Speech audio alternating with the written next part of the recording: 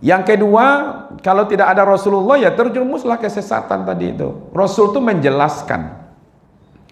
Mata Al-Quran dijelaskan oleh Rasulullah, ya kan?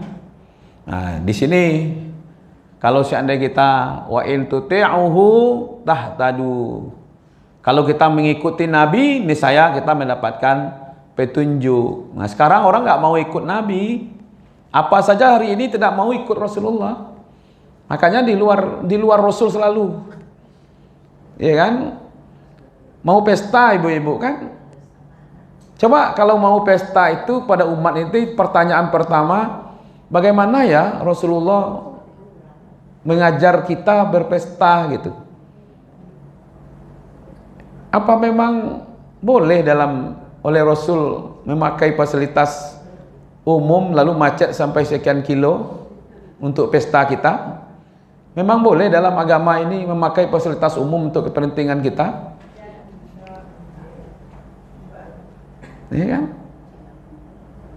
Kan itu banyak itu terjadi kan? Nah, because sepanjang itu orang mau tunggu tua selesai kan? Nah, jadi artinya pertanyaan apalagi diselingi kadang-kadang malam itu ada mabuk, siang-siangnya apa? Menikahnya di masjid, tetapi pestanya iya macam-macam lah caranya gitu ya.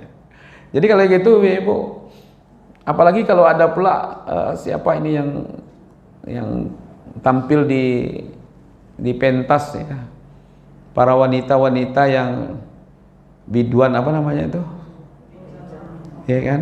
Kadang-kadang mohon maaf saja pakaiannya, kalaupun ada yang pakai jilbab, kadang-kadang goyang-goyang di depan laki-laki di situ gitu ya. Karena mereka sebenarnya sedikit demi sedikit sudah meninggalkan Rasul, ya kan? Makanya yang terjadi hari ini itu tidak berpegang kepada Rasul. Semakin hari orang tidak bertanya bagaimana Rasulullah mengajarkan cara berpesta, bagaimana Rasulullah bertransaksi, kalau berdagang seperti apa, itu hari ini kan. Makanya nanti kalau tidak terjadilah kerusakan yang membabat hutan, orang yang terima mana, yang dapat masalah yang lain lagi gitu. Itu salah gitu. Dan mereka tidak merasa berbuat zalim, ya kan? Nah, itulah kehancuran di situ. Karena tidak mengikut Rasul. Nah, ketiga, ibadah tidak diterima. Jadi memang ibadah khusus ya, yang berhubungan dengan agama itu tidak bisa kecuali kepada Rasul. Iya kan? Man amilan amalan laisa minna fahuwa raddu. Siapa yang melakukan suatu amalan yang tidak ada petunjuk dari Rasul, sekurang-kurangnya nanti ada Al-Quran, ada sunnah, ada hadis di situ, ada qiyas, ada ijma. Nah, sekurang-kurangnya nanti sampai ke tingkat ijma ulama. Ada penjelasan dari ulama. Jadi kalau tidak ada dalam Al-Quran, lihat dalam hadis. Kalau tidak ada dalam hadis, lihat kias bagaimana. Memang beras tidak ada kan masa Nabi, tapi dikiaskan kepada makanan pokok. Nah, itu ada kias. Kalau enggak nanti rugi. Puasa tidak terima, sholat tidak terima kalau tidak merujuk kepada Rasul.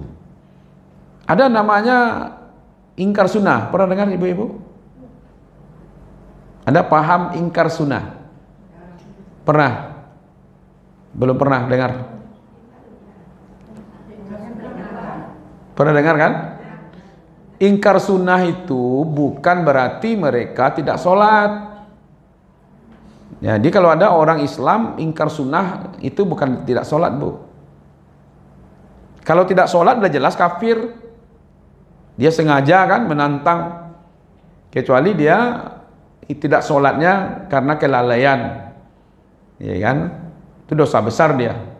Tapi kalau dia menantang sholat, nah itu lain lagi ceritanya. Orang yang ingkar sunnah itu sesuai dengan penelitian dari MUI, mereka sholat, bu, tapi tidak mengakui kalau itu sunnahnya Nabi. Lalu mereka sholat untuk apa? seperti orang senam saja. Karena ada manfaat di situ, maka dengan gerakan itu ada manfaatnya kepada kesehatan, makanya mereka melakukan itu. Jadi hatinya mengingkari, makanya kadang-kadang bagi mereka itu yang penting Al-Quran. Padahal Rasul itu penjelas bagaimana itu Al-Quran. Jadi tidak terima ibadah kalau tidak menerima Rasul, ya kan? Yang keempat, terputusnya rahmat di situ. Karena Nabi Muhammad itu diutus wa ma arsalnaka illa rahmatan lil alamin. Jadi kalau ada orang tidak mengikuti Nabi Muhammad, maka dia di luar rahmat, karena Nabi membawa rahmat untuk sekalian alam.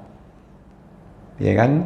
Makanya kadang-kadang ibu walaupun dia tidak Islam, kalau dia mengikut Nabi, kan ada juga orang yang mempelajari adab-adab dari Rasulullah, walaupun dia tidak mengaku Islam kan, dia dapat juga tuh. Cuma rahmatnya di dunia.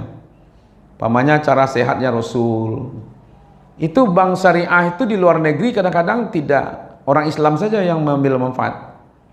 Tapi dia tahu kalau cara syariat itu, ya kan, cara bersyariah itu menguntungkan, itu makanya mereka ngambil cara bersyariah gitu. Tahu ibu-ibu bank syariah yang terbesar di dunia? Pernah lihat di Makkah ATM Ar-Raji'? Nah, itulah bank yang paling besar di dunia, bank syariah. Ya kan? Bank Ar-Raji' yang di mana-mana ATM-nya ada di Timur Tengah itu. Ya kan? Indonesia ada juga bank syariah. Ya. BSI ya.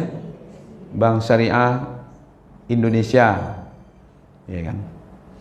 Ini kerugian yang akan dialami oleh orang-orang yang tidak mengikuti Nabi Muhammad. Oke, yang kelima,